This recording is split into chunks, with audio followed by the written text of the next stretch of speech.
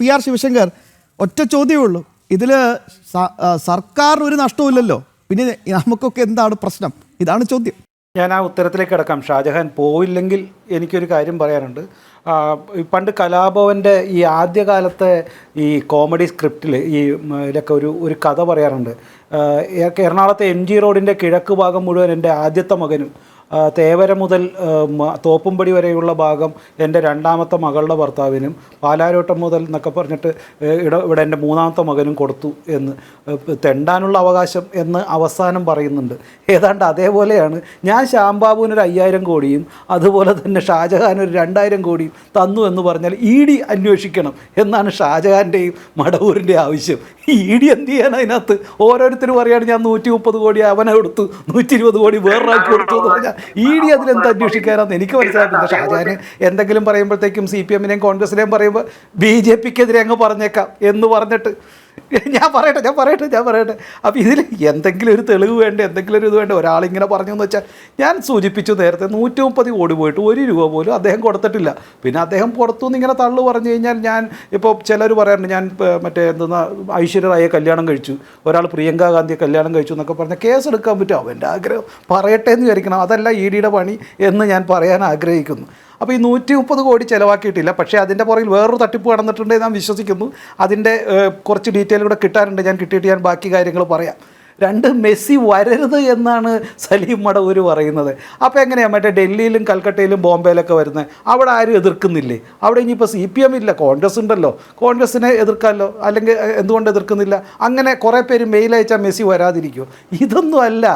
ഇതിന് കൃത്യമായ രീതിയുണ്ട്. അത് അവിടെ പണം കൊടുത്ത് ഈ പറയുന്ന അതൊരു ഗവൺമെൻറ്റിൻ്റെ ജോലിയല്ല. കറക്റ്റായിട്ടുള്ള ഇൻവെസ്റ്റേഴ്സ് അല്ലെങ്കിൽ സ്പോൺസേഴ്സ് വന്ന് ഇൻവെസ്റ്റ് ചെയ്ത് കഴിഞ്ഞാൽ അതിന് സപ്പോർട്ട് ചെയ്യും അവിടുത്തെ സംസ്ഥാന കേന്ദ്ര സർക്കാരുകൾ. അതാണ് നടക്കുന്നത്, അതാണ് അവിടെ സംഭവിച്ചിട്ടുള്ളതും. അതുകൊണ്ട് ഡൽഹിയിലോ ബോംബെയിലോ അതുപോലെ തന്നെ കൽക്കട്ടയിലോ പിന്നെ അഹമ്മദാബാദിലൊരു പേഴ്സണൽ മീറ്റും അദാനിയുടെ എന്നാണ് ഞാൻ മനസ്സിലാക്കുന്നത്. ഇവിടെയെല്ലാം പോകുന്നത് കൃത്യമായി ഈ പറയുന്ന പണം ട്രാൻസ്ഫർ ചെയ്തപ്പോൾ അതിൻ്റെ ഞാൻ പറയുന്ന സത്താർ ഉദത്ത എന്ന് പറയുന്ന ആളുമായിട്ടുള്ള എഗ്രിമെൻറ്റിൻ്റെ കോപ്പി അവിടുത്തെ സർക്കാരിന് വയ്ക്കുമ്പോഴാണ് സർക്കാർ ഈ തരത്തിലുള്ള അതിൻ്റെ സെക്യൂരിറ്റി ഏർപ്പാടുകൾ ചെയ്യുന്നത്. ഇതൊരു പ്രധാനപ്പെട്ട കാര്യമാണ്. അപ്പോൾ അങ്ങനെയാണെങ്കിൽ ഇദ്ദേഹമായിട്ടുള്ള ഒരു ഫോട്ടോ എങ്കിലും ഈ മനുഷ്യനൊന്ന് പുറത്തിറക്കണമല്ലോ. ഇതാ ഞാൻ അർജൻറ്റീനിയൻ ഫുട്ബോൾ അസോസിയേഷൻ്റെയോ അല്ലെങ്കിൽ മെസ്സിയുടെ പ്രധാനപ്പെട്ട അതിൻ്റെ കോൺട്രാക്ട് അദ്ദേഹത്തിൻ്റെ അച്ഛൻ തന്നെയാണ്, അച്ഛൻ്റെ കൂടെയുള്ള ഫോട്ടോ ഒന്നും വേണ്ട. ഈ സത്താരുദത്തയുടെ ഒപ്പമുള്ള ഫോട്ടോയോ അല്ലെങ്കിൽ അദ്ദേഹത്തിൻ്റെ സെക്രട്ടറിയുടെ ഒപ്പമുള്ള ഫോട്ടോയെങ്കിലും ഈ ഇദ്ദേഹത്തിനൊന്ന് പുറത്തിറക്കാമല്ലോ. അപ്പോൾ ഇതൊന്നും ചർച്ച നടന്നിട്ടില്ല, ഒന്നും നടന്നിട്ടില്ല എന്ന് നമുക്ക് മനസ്സിലാക്കാം. ഞാൻ നേരത്തെ പറഞ്ഞ പോലെ 2 ദിവസം മുമ്പാണ് ഫോൺ ചെയ്തതെന്ന് ഞാൻ മനസ്സിലാക്കുന്നത്. പ്രധാനപ്പെട്ട രണ്ടാമത്തെ കാര്യം, ഈ അർജൻറ്റീനിയൻ ഫുട്ബോൾ ടീമും മെസ്സിയുടെ വരവും രണ്ടും രണ്ടാണ്. മെസ്സിയുടേത് തികച്ചും വ്യക്തിപരമായ പേഴ്സണൽ ടൂറാണ്. അതിന് അർജൻറ്റീനിയൻ ഫുട്ബോൾ ടീമുമായിട്ടോ അതുപോലെ തന്നെ ഫിഫയുമായിട്ടോ യാതൊരു ബന്ധവുമില്ല. അത് അദ്ദേഹത്തിൻ്റെ പേഴ്സണൽ ട്രാവൽ പ്ലാനാണ്. അദ്ദേഹത്തിൻ്റെ അച്ഛൻ ട്രസ്റ്റ് മെമ്പറായിട്ടുള്ള ഒരു കമ്പനിയാണ് അത് ചെയ്യുന്നത്. അതിൻ്റെ ഇന്ത്യയിലെ ഒരു കോൺട്രാക്റ്റ് വേറൊരു പ്രൈവറ്റ് കമ്പനിക്കാണ്. ഇതിന് ഗവൺമെൻറ്റിന് യാതൊരു ഉത്തരവാദിത്വമില്ല. ഇതിന് ഗവൺമെൻറ് സെക്യൂരിറ്റി കൊടുക്കേണ്ട മാത്രമേ പ്രശ്നമുള്ളൂ. പക്ഷേ ഇവിടെ തട്ടിപ്പാണെന്ന് എങ്ങനെയാണെന്ന് ഞാൻ പറഞ്ഞുതരാം.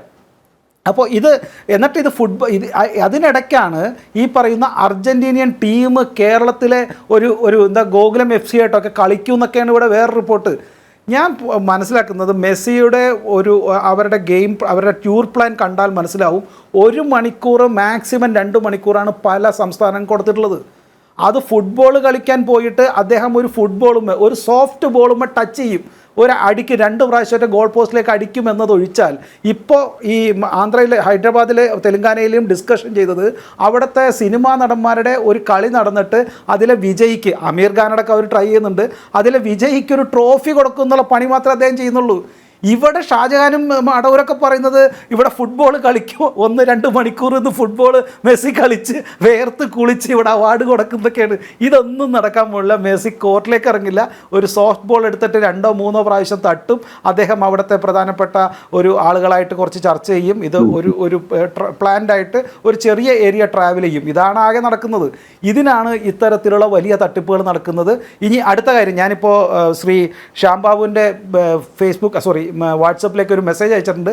ന്യൂയോർക്ക് ടൈംസിൻ്റെ, ഇനിയിപ്പോൾ ജന്മഭൂമിയുടെയോ ജനത്തിൻ്റെ ഒന്നും അല്ല, ഇവിടുത്തെ CPM-കാർക്ക് ഇപ്പോൾ ന്യൂയോർക്ക് ടൈംസും അതുപോലെ തന്നെ വിദേശ പത്രങ്ങളെ വിശ്വസിക്കുള്ളെങ്കിൽ അതിൻ്റെ ഒരു ലിങ്ക് ഇട്ട് കൊടുത്തിട്ടുണ്ട്.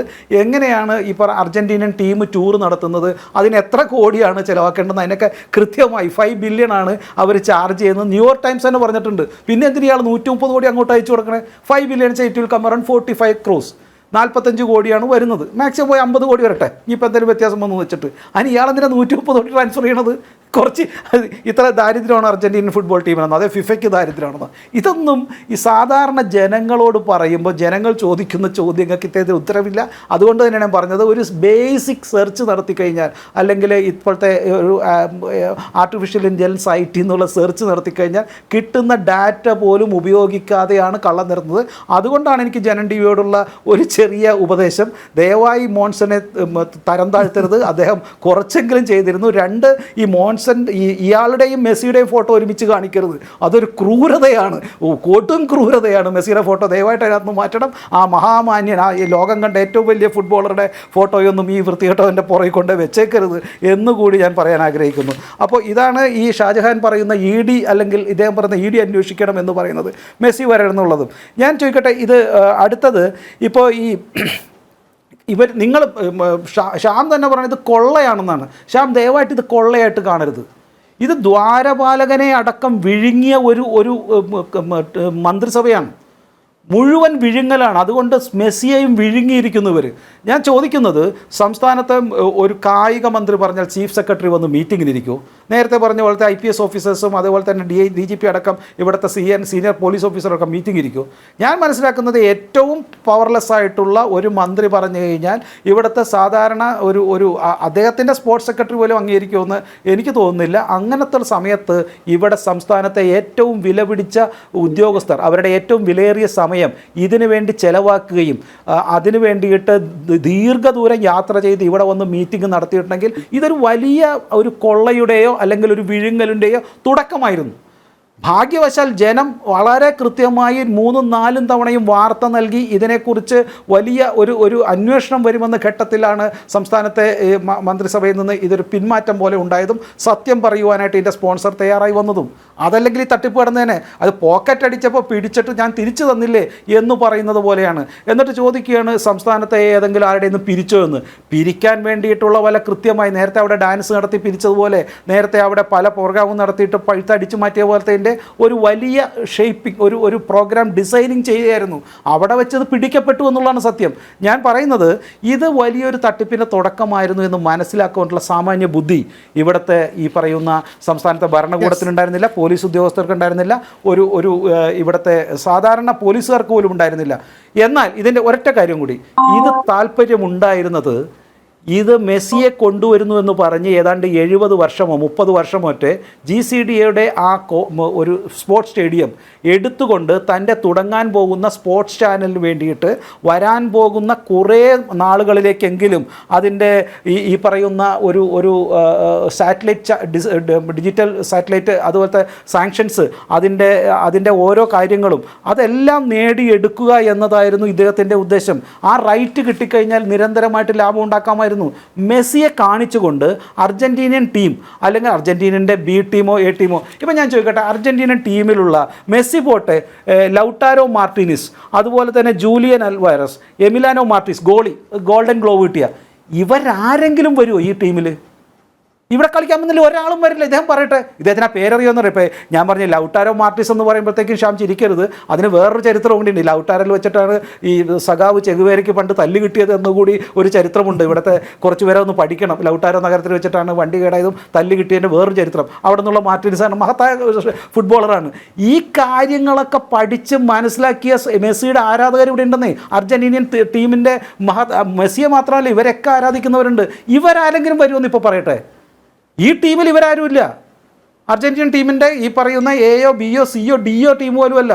അതായത് ഇവിടെ കളിക്കുന്ന അതല്ലെങ്കിൽ ഈ ശർമ്മയോ കോഹ്ലിയോ ഈ പറയുന്ന ആരുമില്ലാത്ത ഒരു ക്രിക്കറ്റ് ടീമിനെ ഇന്ത്യയിൽ കൊണ്ടുവരുന്ന പോലെ. ഇങ്ങനെയാണെങ്കിൽ മെസ്സി എന്ന് പേരുള്ള ഷർട്ടിട്ട ഒരുപാട് പേര് എൻ്റെ വീടിൻ്റെയൊക്കെ ചുറ്റും ക്രിക്കറ്റ് പോലും കളിക്കുന്നുണ്ട്, ഫുട്ബോളും കളിക്കുന്നുണ്ട്. ആ പിള്ളേരെ കളിപ്പിച്ചാലും പോരെ. അർജന്റീന ടീമിൻ്റെ ഒരു കളിയെന്നുമായല്ലോ. അപ്പോൾ ഇത്തരത്തിൽ അറിയപ്പെടുന്ന ഗോളികളോ വിങ്ങറോ ഫോർവേഡോ ഇല്ലാത്ത, മെസ്സിയും ഇല്ലാത്ത ഒരു അർജന്റീനിയൻ ടീമിനെ എന്തിനൂടെ കൊണ്ട് കളിപ്പിക്കുന്നു? അതുപോലും എഗ്രിമെൻ്റ് ആയിട്ടുള്ള, അതിന് എഗ്രിമെൻ്റ് ആണെങ്കിൽ സ്റ്റേറ്റ് ഗവൺമെൻറ് വേണം, അല്ലാണ്ട് ഇത്തരത്തെ സ്പോൺസർ അല്ല വേണ്ടത്. അതും നമ്മൾ മനസ്സിലാക്കണം.